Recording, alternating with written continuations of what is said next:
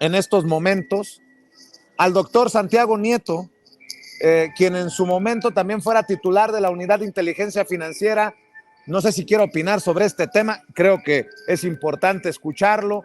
También en su momento encargado de la Oficina de Procuración de Justicia en el gobierno de Hidalgo, que encabeza Julio Menchaca, ahora aspirante al Senado por Morena en Querétaro, y uno de los personajes que más ha denunciado a personajes mafiosos como Cabeza de Vaca, quien ahora aparece en la lista de plurinominales del PAN. Doctor Santiago Nieto, te saludo con mucho gusto. ¿Cómo te va?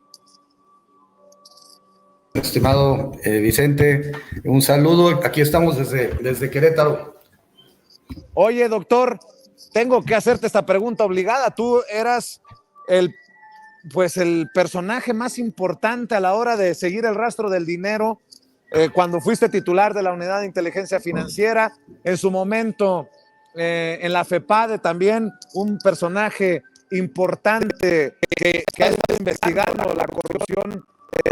Y quiero preguntarte qué piensas de estos ataques, de este montaje. Así me lo dijo a mí el presidente. Es un montaje de todos estos que quieren atacarme, golpearme, denostarme. Creo que lo que más le calienta al presidente Andrés Manuel López Obrador es que lo quieran meter en el mismo saco de malandros como Salinas, Cedillo, Fox, Calderón y Peña Nieto. ¿Qué piensas de estos señalamientos de supuesto financiamiento del crimen organizado a la campaña del hoy presidente en 2006?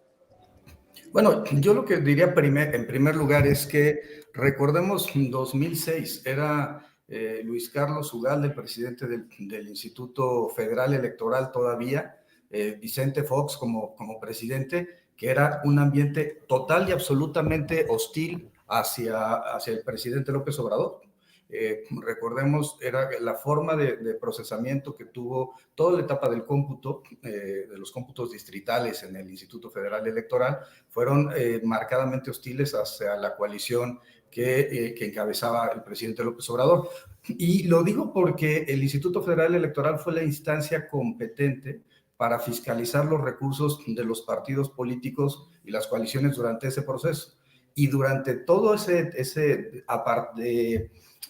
y hubo un proceso de verificación por parte de la autoridad electoral, insisto, una autoridad electoral no complaciente con el presidente López Obrador, absolutamente hostil con el presidente López Obrador, lo mismo el Tribunal Electoral, que debo decir que en ese año el Tribunal Electoral reconoció que había sido, que Vicente Fox había puesto en riesgo la elección y reconoció que había existido un procesamiento por el Consejo Coordinador Empresarial y por las televisoras absolutamente parcial, inequitativo y de financiamiento ilícito a la campaña de Felipe Calderón. Eso no lo digo yo en este momento, lo dijo el Tribunal Electoral en una sentencia, y la expresión de la magistrada Alfonsina Berta Navarro fue: Vicente Fox puso en riesgo la elección por la forma como estuvieron operando.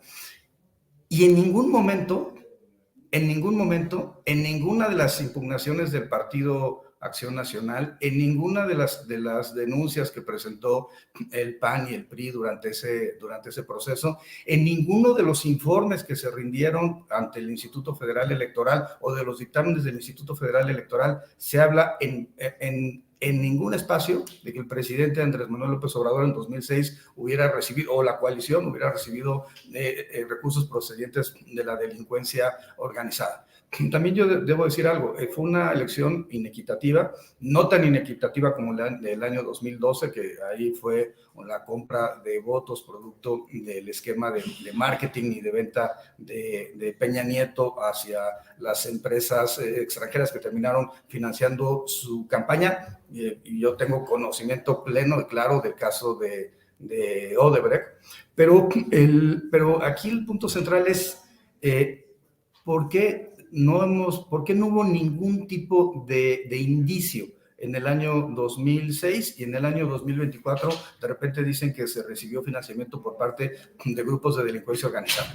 Además, yo pondría también un segundo tema, aparte del IFE para analizar, o INE, en ese entonces IFE. El segundo tema que yo pondría analizar es, ¿quiénes eran los encargados de los temas relacionados con el combate a la delincuencia organizada. Entre las personas que se encontraban dirigiendo la Agencia Federal de Investigación, y después sería con Felipe Calderón, el secretario de Seguridad Pública, se encontraba García Luna. Y quiero plantear sobre eso. Si García Luna tenía conocimiento de que hubo un financiamiento ilícito a una campaña electoral, ¿por qué no se denunció en su momento? ¿Por qué no hay ningún reporte de las instancias de seguridad del entonces CISEN, hoy llamado CNI, respecto a que eso hubiera ocurrido? Yo creo que aquí estamos en presencia de un ataque más bien de naturaleza política, que tiene como finalidad minar la credibilidad del presidente Andrés Manuel López Obrador. Pero aquí el planteamiento es cómo estamos en realidad, o cómo está el presidente en realidad con la ciudadanía mexicana. Las encuestas dan que su popularidad va entre el 68 y 70% de popularidad. Perdón, en Querétaro, que es un estado gobernado por el Partido Acción Nacional, el presidente tiene un nivel de popularidad del 56%. Esto significa que es una mala estrategia la que están planteando para atacar al presidente López Obrador. Y perdón, no hay ningún dato serio que permita afirmar que hubo un tema de financiamiento ilícito a la campaña. ¿Qué se llegó a plantear? Que hubo algún tema de registros que no fueron oportunos, que hubo un asunto de espectaculares, inclusive, que no fueron reportados en su momento. Además, hubo una posición inequitativa por parte de las televisoras en el proceso del año 2006. Y bueno, a mí me parece increíble que surjan este tipo de comentarios en este momento. Pero honestamente, la verdad se abre paso, y ante los ataques, creo que lo más importante es dar argumentos respecto a por qué este tipo de situaciones no pudieron existir. Para el año 2006, ya existía la Unidad de Inteligencia Financiera, y yo, en el análisis que se hizo de la información que tuvimos, y que también debo decirlo, cuando yo llegué a la Unidad de Inteligencia Financiera, me encontré la lista de los maléficos, entre los cuales se encontraba el presidente Andrés Manuel López Obrador, y es decir, que ya Vaz o Peña Nieto había analizado al presidente. Y la pregunta es, ¿por qué no apareció absolutamente nada? Porque no había ningún tipo de información. Mi experiencia en la Unidad de Inteligencia Financiera es que no existe información de ningún tipo sobre financiamiento ilícito a la campaña del año 2006. Y por supuesto, también habría que preguntar al Servicio de Administración Tributaria, habría que preguntar a la Comisión Nacional Bancaria y de Valores, es decir, creo que me parece que es muy superficial hacer un análisis diciendo que a partir de un análisis de una periodista, o una opinión de una periodista, decir que se acreditan hechos del año 2006. Me parece que esto es algo que implica un golpeteo político, y creo que desde la 4T, quienes formamos parte de este movimiento, pues debemos alzar la voz con argumentos técnico-jurídicos respecto a por qué es imposible que eso haya ocurrido en nuestro país. Perdón, insisto, ¿quién tenía conocimiento de cómo se movían los grupos delictivos en 2006? García Luna. ¿De quién formó parte del gobierno? De Felipe Calderón. Entonces ahora no me vengan con que la oposición tenía, la oposición, y sobre todo la oposición de izquierda, tenía posibilidad de tener contacto con grupos delictivos o información que tenía en ese momento el Estado mexicano. Yo considero que es información absolutamente falsa, y creo que a partir de ahí nosotros tenemos que plantear la indignidad de lo que se está manejando y de los ataques que está recibiendo el presidente López Obrador. Fíjate que hace rato precisamente Felipe Calderón retuiteaba esta investigación, entre comillas, de ProPublica, que también publica en la Deutsche Welle Anabel Hernández, y pensaba en ti, doctor, porque es como si Cabeza de Vaca siguiera insistiendo en que tú eres el malandro, el mafioso, cuando se muerde la lengua y seguramente sangra, ¿no? Pensaba en esas en esas similitudes. Felipe Calderón, ¿con qué autoridad moral, cabeza de vaca, con qué cara apunta sus dardos venenosos contra ti? En ese sentido lo pensaba, doctor. Sí, bueno, pues Felipe Calderón, pues no sabemos en qué condiciones etílicas estará en este momento, en el momento que tuiteó, pero no hay que tomarlo con seriedad. Yo creo que el punto central es que hay varios elementos que hay que tomar en consideración, y déjame citar Querétaro como ejemplo, pero hay que plantearlo a nivel nacional. Primero, el que ya me referí, la popularidad del presidente va en aumento, 68-70% de popularidad. Segundo, las encuestas pues no mienten, están planteando que en Querétaro, la doctora Claudia Sheinbaum va por encima de la candidata de la oposición, Xochitl Gálvez, y a nivel nacional esta diferencia se incrementa de 16 puntos, que es lo menos que ha sacado una encuesta reciente en un periódico de circulación nacional, hasta 30 puntos de ventaja. Yo creo que esto se puede ampliar porque existe un enorme compromiso de muchos grupos sociales de mantener la cuarta transformación. Y creo que eso es lo que los tiene finalmente desesperados. Muchos de los golpes que dio el presidente López Obrador están relacionados con esquemas y estelas de corrupción del Partido Acción Nacional.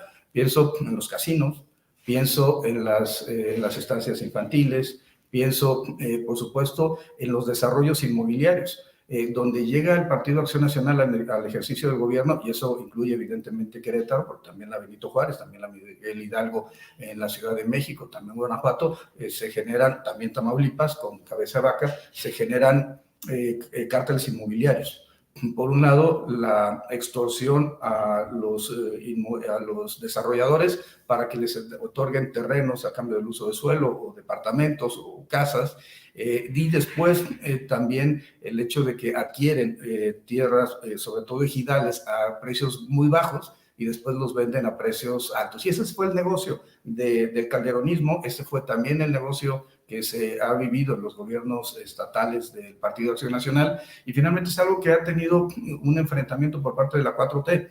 En Benito Juárez, pues, quien enfrentó esta problemática fue Ernestina Godoy y la doctora Claudia Sheinbaum, pero pues también en otros estados, en Tamaulipas, lo tuvo que enfrentar Américo Villarreal, y sobre todo recuperar el despojo de los inmuebles que han estado desarrollando los gobiernos de Acción Nacional, incluyendo, por supuesto, a cabeza de vaca. ¿Yo qué veo? Yo creo que veo una desesperación. Veo que no entienden que no entienden, y no entienden que el país cambió en otra dinámica. Mi explicación es, claro, vivimos una época de transición democrática, evidentemente, donde había gobiernos divididos, 3 partidos políticos disputándose el poder, pero ¿qué sucedió? Creo que este punto central es que la etapa de la transición democrática ya concluyó. Y concluyó, entre otras cosas, porque a pesar de que había un discurso de división de poderes, a pesar de que había un discurso de órganos autónomos, había un exceso de simulación. Y mientras el PRI y el PAN simulaban con las instituciones, todos sabíamos que muchos ministros de la Corte terminaban acordando lo que Humberto Castillejos les decía, o lo que les decía Gómez Montt, o el propio García Luna en la época de Calderón. ¿Y qué significaba eso? Que los ministros hicieran lo que quería el presidente. Pues eso era una simulación. ¿Dónde estaba la división de poderes realmente? Pienso en la investigación de la elección del año 2012 en materia de financiamiento ilícito. Se empezó hasta el año 2017 en la FEPADE. Es increíble que el entonces CIFE, el Tribunal Electoral, hubieran validado esa elección, porque era un juego de simulaciones. Alguna vez escuché a Francisco Acuña, presidente, en su momento presidente del INAI, diciendo que él no era en el gobierno de Peña Nieto, diciendo que no era un abrelatas, que él no iba a abrir la información del gobierno. Oye, pues entonces, ¿para qué sirve el INAI si no vas a abrir la información? Es un buen español, es simulación. ¿Y qué sucedió mientras el PRI y el PAN simulaban? Se fue construyendo desde lo subterráneo desde todos los grupos sociales afectados, desde quienes de alguna forma u otra fuimos damnificados por los gobiernos del PRI y del PAN, un sentimiento en torno a un liderazgo carismático como es el del presidente Andrés Manuel López Obrador. El resultado fue ese 53% de la votación que tuvo el presidente López Obrador en 2018, estas 23 gubernaturas que en este momento tiene Morena, más 24 la del Verde Ecologista en San Luis, y también yo lo cerraría con la distancia de los 30 puntos 25 que tiene la doctora Claudia Sheinbaum sobre Xóchitl Gálvez. Entonces, ¿qué pasa con el PAN y con el PRI y con el PRD? Bueno, el PRD no se dio cuenta, no se han dado cuenta que ya se murieron, pero de modo, es como The Walking Dead. Y el caso particular del PRI y del PAN, no entienden que no entienden. No entienden que ellos mismos debilitaron un modelo que habían construido, y eso hace que Morena sea un partido predominante, que sea un partido con una enorme movilización, que sea un partido en expansión, cuando vemos que el PRI y el PAN pues ya llegaron a su techo histórico. Y ahí es donde gente como Felipe Calderón no logra entender y genera este tipo de conductas. Mi experiencia con Cabeza de Vaca y con su sector y sus lacayos, incluyendo un Saco de Pus, es que siempre se juega vía nado sincronizado. Es decir, si una periodista saca un asunto en contra del presidente y después, momentos después, Felipe Calderón lo está retuiteando, pues es porque ya hay una vinculación entre ambos. Me pasó. Oye, doctor. Sí. Oye, doctor, y precisamente sobre Cabeza de Vaca, esto de que aparezca en la lista de plurinominales del PAN es una búsqueda desesperada de fuero. Así lo entiendo. ¿Tú qué piensas? Bueno, a ver, estoy absolutamente convencido. Acuérdate que Cabeza de Vaca no puede entrar al país. Existen investigaciones en su contra, hasta donde yo sé, 52 carpetas de investigación abiertas o denunciadas, 52 denuncias ante la Fiscalía General de Justicia de Tamaulipas. El fiscal y el fiscal de anticorrupción son gente Cabeza de Vaca y lo han defendido, como los jueces federales también lo han defendido, pero también existen carpetas de investigación en la Fiscalía Anticorrupción de la Fiscalía General de la República, la Fiscalía especializada en materia de delincuencia organizada, porque además hay cosas, no solamente el tema del departamento, que alguna vez conversamos, estos 14.3 millones de pesos, que a partir de dos empresas fachada le transmiten a una SOFOM, y la SOFOM le da el recurso para que compre el departamento en Bosques de Santa Fe, y ese departamento que después lo revendería en 42 millones de pesos. Adicionalmente al tema del departamento, pues tenía sus cooperativas agropecuarias, tenía la compra de ranchos, 17 domicilios en McAllen, Hidalgo, Dona, Amarillo y Houston, Texas, además de los inmuebles que tiene actualmente en Reynosa, en general en el estado de Tamaulipas, y cómo a partir de la actuación gubernamental, los grupos delictivos en Tamaulipas han ido incrementando su capacidad operativa y su capacidad de generar acciones para afectar al gobierno de Américo Villarreal. Hay sus empresas inmobiliarias, también reciben recursos, el padre haciendo movimientos de recursos financieros por $150,000 un día, por $600,000 otro día, por $350,000 otro día, nos dan como una pauta de qué tipo de personaje es Cabeza de Vaca. Y por eso requiere pues, absolutamente apoyo.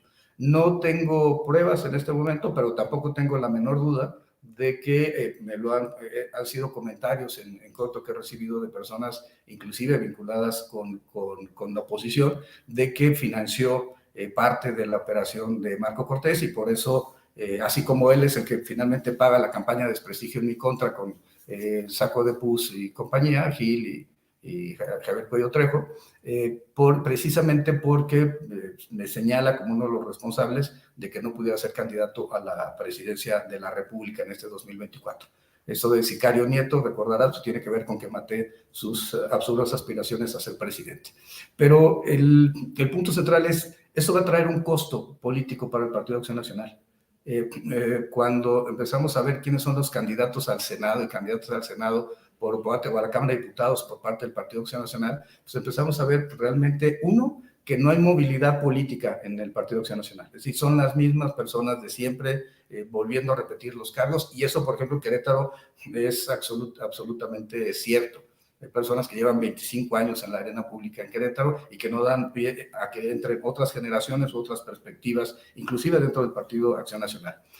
Dos, que son gente que se ha encumbrado a partir del uso patrimonialista de las instituciones, generando negocios particulares para su bien personal y, por supuesto, para el financiamiento a las campañas electorales. Creo que este es un punto que todos podemos apreciar y que es importante y es un reto importante para el Instituto Nacional Electoral y para las fiscalías electorales en el país, reducir esa capacidad de desvío de recursos que Moreno Valle inventó en Puebla o diseñó en Puebla y que Cabeza de Vaca perfeccionó en Tamaulipas para financiar campañas electorales. Es importante voltear a ver qué está pasando en Chihuahua, qué está pasando en Aguascalientes, qué pasa en Querétaro, qué pasa en Guanajuato, pues para evitar que este tipo de prácticas sigan proliferando. Y la verdad es que, ¿cómo pueden acusar al presidente López Obrador de financiamiento ilícito? ¿Cómo pueden acusar de corrupción cuando ellos tienen manchadas la sangre manchando las manos con sangre de mexicanas y mexicanos en la guerra que inventó Felipe Calderón y que generó una reacción en contra de la sociedad mexicana por la delincuencia organizada? ¿Y cómo pueden hablar cuando su transformación de los niveles de vida, cuando la cantidad de bienes inmuebles, cuando el flujo de recursos, el tipo de vida, la forma como pagan sus tarjetas de crédito, se presenta pues, de manera cotidiana y es insultante para la población mexicana? Creo que es un buen momento para cerrar filas con la Cuarta Transformación, es un buen momento para decirle a la ciudadanía que existe algo más que los mismos de siempre, y que también es importante que en un país con esencia liberal como es México, no se pueda derrotar a los reductos del conservadurismo que todavía tenemos en algunas entidades federativas. Doctor, para cerrar, porque sé que siempre andas también complicado de tiempo, porque andas de arriba abajo, ¿ya está la mano de García Cabeza de Vaca entre los panistas de Querétaro intentando evitar tu llegada al Senado? ¿A qué te enfrentas y cómo te está yendo, doctor? A ver, estoy la segunda parte, muy contento, muy ocupado recorriendo los 18 municipios. En este momento estamos en intercampañas, no puedo tener actividades públicas, pero sí privadas, y estoy hablando con empresarios que me dicen, me manifiestan su enojo de que pasaron del diezmo de los priistas a que les estén cobrando el 30% en los contratos con los panistas, o que los obliguen a asociarse con ellos para poder darles algún tipo de obra pública o algún tipo de servicio a tanto las autoridades estatales como las municipales. También muy contento por el respaldo que veo hacia el presidente Andrés Manuel López Obrador. Cada vez que voy a un mercado, a una colonia popular, paso por un tianguis, estoy en una comunidad indígena, con independencia del espacio, siempre me encuentro lo mismo, ojos agradecidos de personas que muchas veces con el llanto a flor de piel, me dicen que le agradezca al presidente López Obrador por lo que han hecho por sus hijos discapacitados, por los padres a los que ya no tienen que preocuparse por ellos desde una perspectiva económica, por las becas estudiantiles. Entonces, es un proceso que los panistas nunca entendieron. ¿Cuál es la gran diferencia? El apoyo directo a la población, que es lo que yo estoy viendo, palpando en cada uno de los municipios a los que he recorrido. Tres, pues importante que Morena va en unidad, importante que la doctora Claudia Sheinbaum vaya por encima de las preferencias electorales de Xochitl Gálvez con una amplia ventaja, y que además, perdón, yo no sé quién le coordine a Xochitl Gálvez su campaña, pero debe ser su peor enemigo sin duda. porque lo que está generando son una perspectiva de derrota anticipada, una generación de desesperación. Lo que se ve es que es una campaña desesperada que quiere emular cosas como la mañanera para poder tener un poco de visibilidad. En realidad es una campaña que nunca va a despegar y que lo importante más bien es consolidar cuál que es el modelo que queremos para el siguiente sexenio, para la siguiente legislatura, y pues plantear, entre otras cosas, pues la reforma al Poder Judicial, que es algo absolutamente necesario, oportuno e imprescindible. Y claro, siempre es bonito formar parte de esta idea de ser el escuadrón, el moderno escuadrón, batallón Mariano Escobedo, para poder vencer desde Querétaro, como lo hicimos en 1867 como nación mexicana, a un reducto o el último reducto del conservadurismo, precisamente en el Cerro de las Campanas, donde me tuve la gran fortuna de estudiar mi licenciatura en la Universidad Autónoma de Querétaro. Debo decirte que Germán Martínez, nada más para cerrar, estuvo por aquí. Por cierto, lo acaban de postular como candidato a diputado federal por el PAN, pero en el espacio que le correspondía a Querétaro, cuando él es en realidad originario de Quiroga, Michoacán, y vino a criticarme aquí a Querétaro. Me da exactamente igual, solamente recuerdo que forma parte de este mismo grupo que encabeza Cabeza de Vaca. Roberto Gil y él son compadres, y también yo lo que plantearía es, me acuerdo cuando me iba a llorar a la UIF para decirme que no lo incorporara en la información que había pedido la Fiscalía General de la República, cuando a su despacho, donde estaba Roberto Gil Suárez, recibieron 60 millones de pesos durante la campaña de Josefina Vázquez Mota, que Josefina Vázquez Mota nunca vio que llegaran nunca vio que ese dinero llegara a su campaña electoral. Entonces, mi punto es, hay que seguir, hay que tener claridad respecto a dónde estamos parados, cuál es el objetivo para este país. Hay que seguir viendo por el bien de todos, primero a los pobres. Hay que generar bienestar para las familias. Hay que ensanchar las clases medias, y hay que cambiar la ruta para que este tema de la corrupción, que finalmente es el germen de todos los problemas de Querétaro. Tenemos problemas de agua por la corrupción, de movilidad, porque se han vendido tantos desarrollos inmobiliarios que la movilidad se ha convertido en un problema, y el desarrollo inmobiliario está íntimamente ligado a la corrupción del cambio de uso de suelo para comprar a 3 pesos y vender a miles, a una porción de tierra que finalmente se le termina robando, si me permiten utilizar la expresión, a los ejidatarios y a los comuneros y en general a pequeños propietarios para establecer estos suburbios de la ciudad de Querétaro, que en el Marqués, en Corregidora, que realmente pues, son incompatibles con el desarrollo. El modelo de suburbios de las ciudades norteamericanas se abandonó en los años 90 y nosotros en Querétaro estamos repitiendo el mismo patrón, pero tiene que ver evidentemente con la corrupción. Pero hay que seguir apoyando al presidente, hay que seguir está generando el por qué es falsa la información con el que se le pretende denostar, y pues hay que seguir en esta batalla por la democracia y por nuestras convicciones. Pues ya me conoces de provocador profesional, doctor, así que voy a decirlo con todas sus letras. ¿Qué chinga le has puesto a esta mafia panista y a los que se sumen a este golpeteo contra el presidente y contra ti también?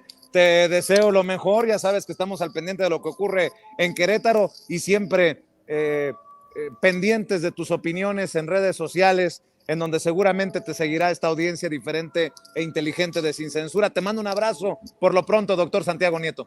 Un abrazo, mi estimado Vicente. Gracias por todo y un saludo al auditorio. Gracias, el doctor Santiago Nieto, ex titular de la Unidad de Inteligencia Financiera, poniéndoles una tunda aquí en este espacio libre como el viento.